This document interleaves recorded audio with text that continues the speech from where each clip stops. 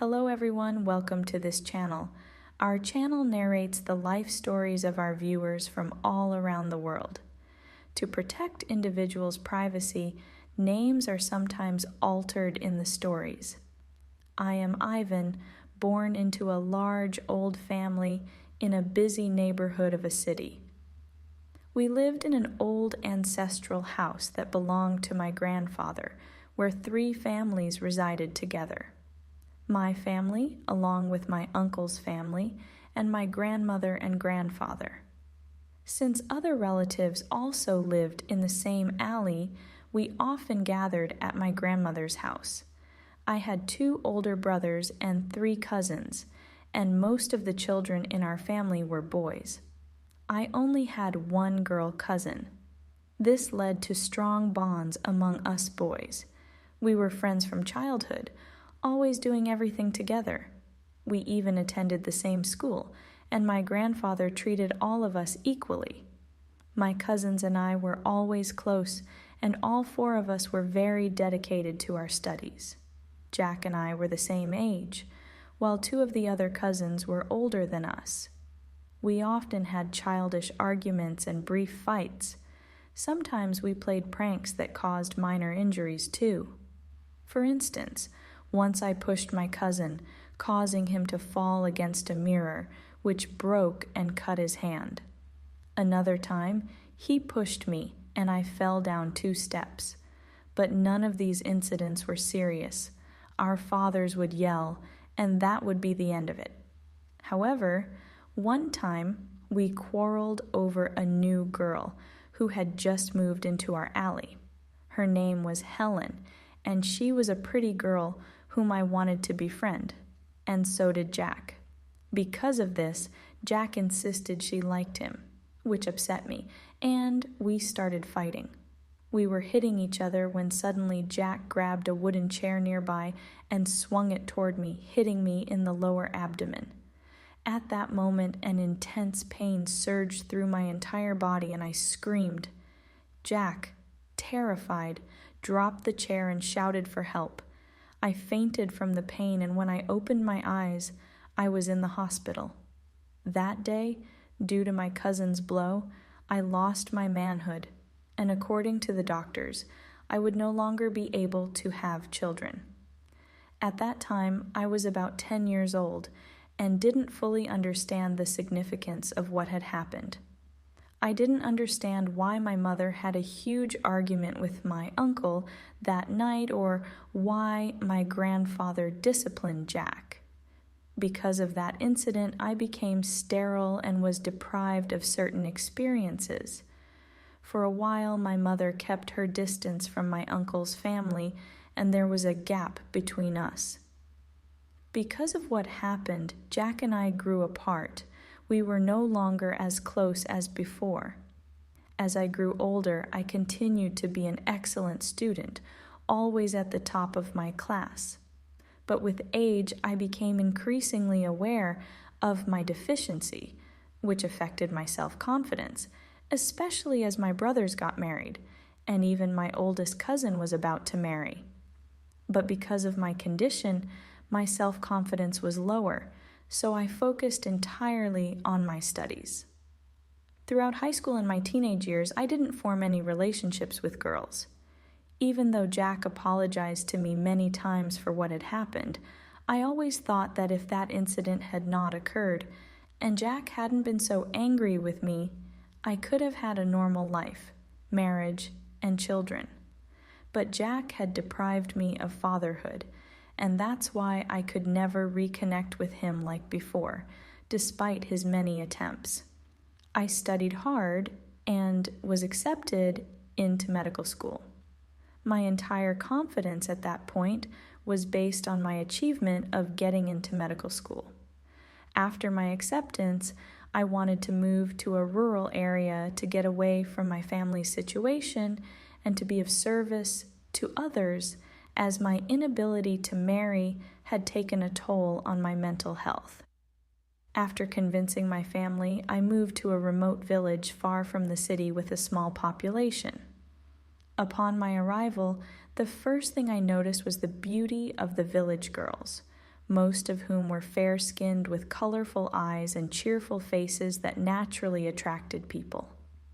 At first, I didn't want to get close to anyone due to my deficiency, fearing I might fall in love and be unable to marry. About a month into my stay, the villagers, who were hard-working people facing various hardships, expressed immense gratitude toward me for leaving the comforts of the city and enduring the difficulties of the village life to help them. For this reason, I was very popular among the people, and, at least with my presence, they felt less worried about illness. Then one day, a girl named Sarah came to see me with her elderly mother. She was so beautiful that at a single glance I felt drawn to her, my heart trembling. She had colored eyes and full lips. After I asked her about her mother's condition, she began to explain that her father had abandoned them and all she had in the world was her grandmother. She was so beautiful that at a single glance I felt drawn to her, my heart trembling. She had colored eyes and full lips. After I asked her about her mother's condition, she began to explain that her father had abandoned them, and all she had in the world was her grandmother.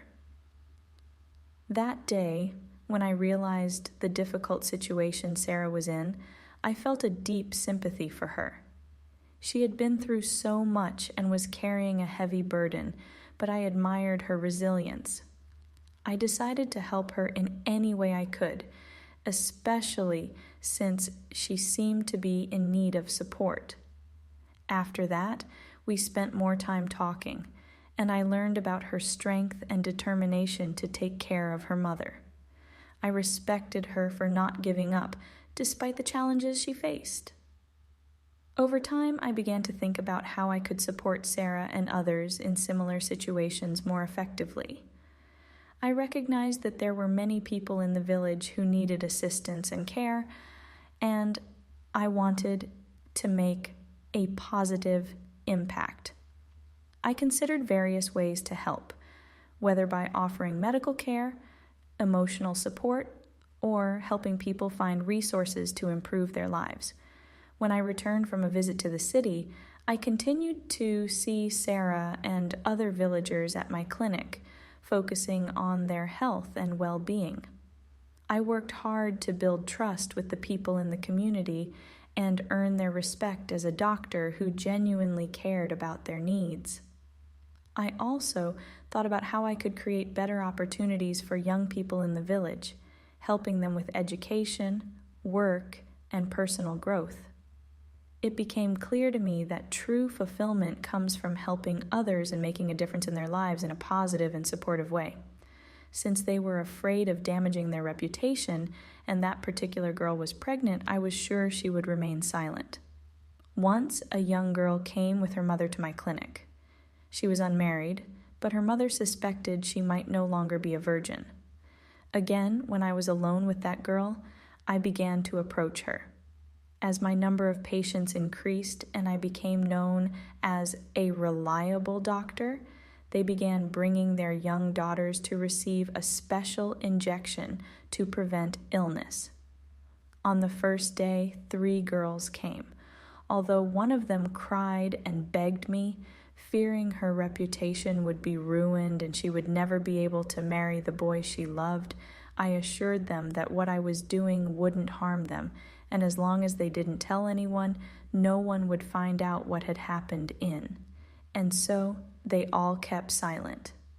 One day, even 15 girls came to my clinic, and I was very busy that day. This became a habit for me. Some girls even returned the following day, asking me to provide them with the same services as before. They seemed to be satisfied with my work, but this time I reversed the terms, telling them that if they wanted it again, they would need to pay a fee. This statement led one of the younger girls to bring me some gold jewelry. That girl told me that, because of my good looks, many girls were attracted to me, and she was no different from the others. However, she ended up crying and begging me not to tell anyone, as it would ruin her reputation.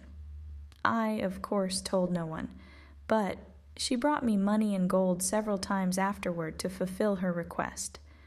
Her name was Hannah, a beautiful girl who was about 10 years younger than me and even willing to marry me. Everything was fine until, as usual, a young girl came to receive the injection. She had come alone that day, and as usual, when she entered the room, I tried to start my work. But this time, I had forgotten to lock the door beforehand. So when I approached her, she resisted at first, not letting me to do my job. This was normal to me. All the girls had done the same, but this girl was different. She tried her best to escape, and because the door was open, she easily managed to leave the room. At that very moment when she left the clinic, I realized she would go and tell everyone. I didn't know what to do as the crowd grew. Hannah was among them, standing close by and trying to support me, insisting that nothing inappropriate had happened. Some others who knew me remained quiet, likely due to their personal connections. Still, I realized it would be best for me to leave the village. So, one night I made the decision to leave.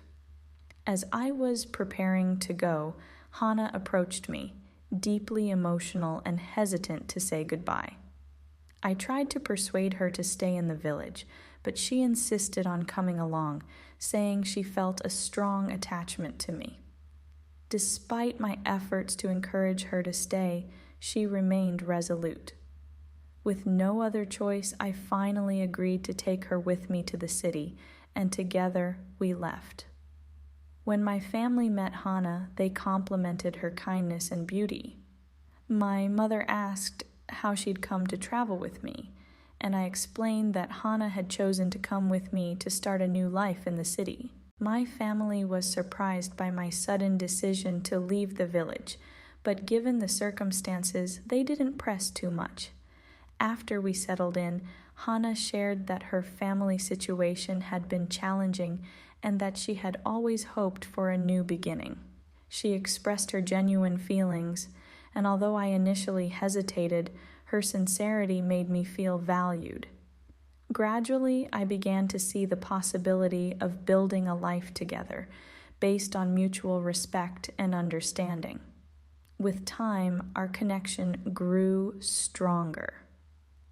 After careful consideration, we decided to have a small, simple ceremony to mark the start of our new life together. Here is the translation with the names replaced as requested. I didn't know what to do. The crowd was growing by the minute, and among them I could see Hannah as well as the other girls I had been involved with against their will. Hannah came closer and tried to defend me, but her mother slapped her. Even so, Hannah continued to support me, saying that everything the other girl claimed was a lie, and that the doctor had done nothing wrong to the girls. Some of the other girls were silent, as they were engaged or married, and had brought their children to me for checkups, and because of their reputations, they supported Hannah's words and confirmed them. Still, I knew that if I stayed in that village any longer, eventually I would be caught. So, one night I decided to leave the village. It was midnight when I decided to leave, but Hannah came toward me, holding my hand, crying and begging me not to go, saying she couldn't bear being separated from me. It was strange to me that such a young girl could be so deeply in love with me. I tried to act harshly toward her, hoping she would distance herself from me and lose interest, but Hannah didn't listen. She told me she had been sitting by her front door all day just to see me and come with me if I decided to leave. I couldn't believe that a girl was willing to run away with me, even though she knew everything I had done with the other girls. That night, Hannah had a bag in her hand, ready to escape with me. When I saw that my words meant nothing to her and that she didn't understand my intentions, I gave up and agreed to take her with me to the city, and we escaped together. When my family saw Hannah, they kept complimenting her beauty. My mother asked how I had brought this girl with me, and how her family had allowed her to travel alone with a strange man. I didn't know how to tell my family that, in fact, Hannah had run away with me from the village. So I had to lie and say that both her parents had passed away, which is why she was willing to come with me to the city. Since I had no intention of ever returning to that village, my father was surprised, as I had always said that I wanted to stay in the village for a few years and serve its people. However, due to my mental state, my family didn't ask too many questions. But when I was alone with my mother, she started talking, mentioning how beautiful Hannah was, and how obvious it was that she was much younger than me. I knew where my mother was headed with her questions, so I answered preemptively, telling her that Hannah didn't know yet that I could never have children, and that I would tell her soon. After 2 days of getting to know my family, I asked Hannah why she had run away with me. She said that the first time she saw me, she fell in love with me, as if she had been waiting her whole life for a man like me. She went on to say that her mother had passed away, and the woman who slapped her in front of everyone was actually her stepmother, and because her stepbrothers were harassing her, she had run away. Without letting her finish, I told her that she hadn't really fallen in love with me, but had simply taken the opportunity to escape her family. Hannah began to cry and then told me she truly loved me. In that moment, I felt a warmth take over my entire body, as I had never been the object of such affection from any girl in my life. When Hannah expressed her feelings for me, I doubted her sincerity. That's why I decided to be honest with her and told her that, due to an incident in my past, I could not have children. After I finished, Hannah told me she didn't mind and had only ever wanted to experience true love in her life. And if we were to be together from now on, all she wanted was for me to show her love and attention and always be honest with her. When I saw how much Hannah liked me, I asked her to allow me some time to think. Then, if we decided to stay together, we would go ahead and have a small ceremony and get married. When I thought to myself and realized that Helen was the only girl I could find in my life who would love me so much without thinking about her own desires, I agreed to marry her. At first, my family was unsure whether to accept Helen as a bride or not, because my family came from noble backgrounds, and marriage was a very important matter to them. However, since it was Jack who caused that painful event in my life, I didn't allow anyone to decide for me in this life. I was determined in my choice to marry Helen, and told them that if I didn't marry Helen, I would never accept any other girl as my wife. That's why no one opposed me anymore. Before the wedding, we decided to do some medical tests, and during those tests, I found out that Helen had been pregnant before by someone else. When I asked her about it, Helen, without lying, told me that one of her stepbrothers had forced himself on her. After realizing she was pregnant from him, she had terminated the pregnancy on her own. After hearing this, I trusted Helen because she was honest with me about everything that had happened in her life. We got married shortly after. After the marriage, my family insisted that we stay in the same house, but since I didn't want to be too close to my family, I decided to buy a new house for us. Helen, being a simple village girl, didn't ask for much and came to the house with just a small bag. I bought her some flowers, and with her consent, we started our life together. At first, Helen and I had arguments over different matters because she was much younger than me, and we didn't understand each other very well. But after some time, our relationship improved, and I no longer felt weak, as I had no intentions of becoming a father. Helen told me that her dream was to have a child to take care of, and that was the only thing she wanted from me. I accepted her request, and after going through the legal process, we adopted a child, a girl we named Pariah. After we adopted Pariah, my relationship with my family improved. Even Jack was happy that I was able to get married and find a girl as beautiful as Helen. This is why, after nearly 20 years of distance, Jack and I became close again, just like before. Helen never went back to that village again, and because of the mistakes and harm I had caused to other girls in the past, I decided to repent and occasionally visit charities, offering free checkups. My grandfather was a very sharp man, and after some time he told me that there must have been a reason I suddenly married a village girl and ran away from that village. He said that in every bitter story, there's something behind the scenes that we don't know about. He added that if Jack had never done that thing to me when I was a child, I would never have faced such flaws in my life, and I would have married a different girl. After hearing this, I reflected and came to the conclusion that if someone is meant to be in our fate, no matter what, God arranges our lives in such a way that we meet that person. And if someone is not meant to be part of our destiny, there's no way we could be close to them. Now, after all the painful events that happened in my life and the mistakes I made with other girls, I finally found my way and was able to build a good life with Helen, raising Pariah, a gift from God for me.